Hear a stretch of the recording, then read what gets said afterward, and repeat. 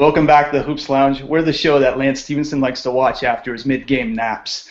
My name is Mark Griffin, a.k.a. Montreal Mark, and I'm joined by my two partners in crime. I've got my man Phil Boileau, Sporting Phil, and my man Moda El, the international man of mystery. Now, today on the show, we're covering the grumpy old men of the NBA playoffs. Phil, I'm going to be throwing the first question to you.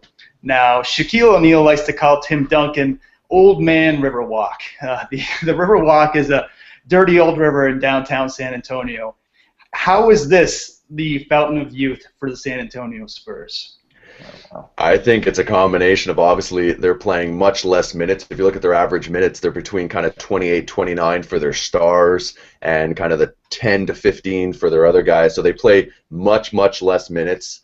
And as we see during the regular season, Greg Popovich gives them time off. I mean, in crucial TNT Saturday night games, they'll just sit their stars because Popovich doesn't care for ratings. He cares for championships. And I think it's an underrated training staff. You look at Tim Duncan, he's dropped weight but still looks strong. None of those guys are like Hulk-esque or LeBron-esque. They're all very thin and fit. I mean, outside of Boris Diaw, but I think he's been putting down a few more of those pizzas than he was putting into himself in years past. He's French, so he eats crepes, so it's not pizza. So. Moda, on the other end of the stick, we have the Miami Heat, who said they would not be resting D Wade during the season, but ended up using the Spurs strategy. Yeah. Do you still consider him a top 25 player in the league right now? Right now in the playoffs, how he has been playing, definitely. The Dwyane Wade has been he has been the backup for LeBron. I mean, the entire Miami Heat team has been relying on him, and now he's just picking up where he left off last year. So it's good to see what he did, and it's good that he rested. I think I'm still not sure how he can play because he still complains about his knee and everything, and I don't know if my knee is injured, and I'm not going to be playing and putting 22 points a game. So he's putting up 26. He's the second best player in that series outside of LeBron. Exactly. So it's not even comparable. It's like Dwyane Wade has been reshaped or he bought a new knee or something. So it's just phenomenal how he has been playing. And yes, in these playoffs, he has been the top 25 because when you look at the other side of the conferences, in the Western conferences, Kevin Durant and Russell Westbrook are putting up big numbers, but are not as efficient as the Miami Heat duo. So, cheers to Dwyane Wade. Phil, one of the most, I'd say, vital moments for the Pacers this playoffs was the tongue lashing that David West gave Paul George last week.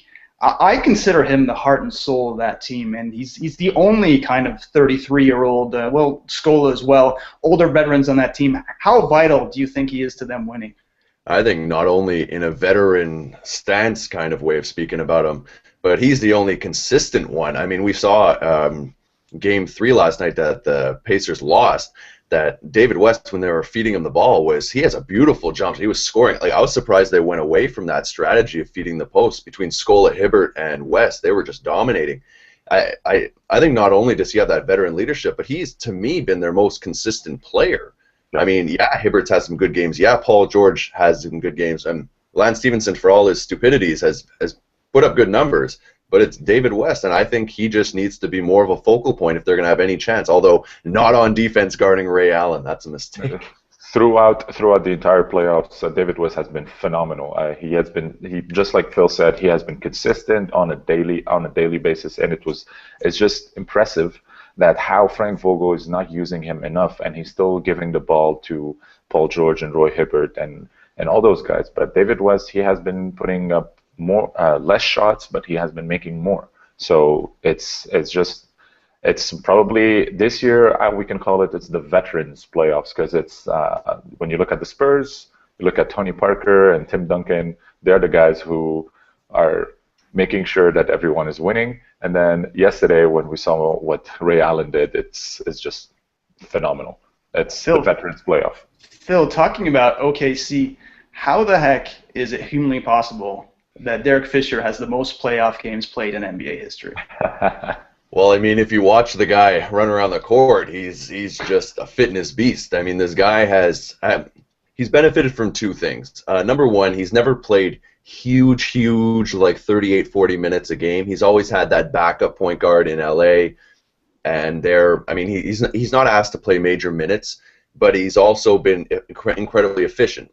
You know what you get and what you don't get with Derek Fisher, and as a coach, that's a real easy guy to plug in. And like with David West, his consistency over his career and his ability to work on his body, keep himself healthy, it's just consistency, and that's a difference in sports and playoffs.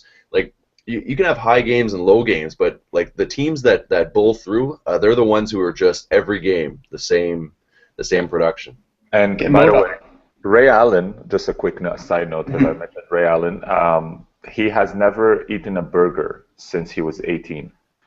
Yeah, so this is how fit he is. So this is just to tell you that it's not only that he is well experienced and everything, no, but he took care of his body just like Tim Duncan did throughout his entire career.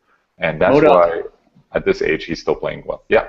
Moda, I'm going to throw you the last question. A name that really hasn't been mentioned enough, and he's 36 years old, and 2 years ago he wasn't even in the league. Birdman Andersen is continually to defy the odds, back in the league, making an impact on these playoffs. What's his legacy? Oh, man. His tattoos are his legacy? No. His consistent rebounding, his willingness to do everything that nobody else wants to do. Everyone in the NBA wants to score. Every player on the court wants to score. But he's the guy who's just like, you know what, I just want to block shots, defend the guys, and pick up rebounds. And that's his legacy. He's like the kind of a lesser version of Dennis Rodman. So that's to me, that's key for the Miami Heat, especially against the big guns of the Pacers.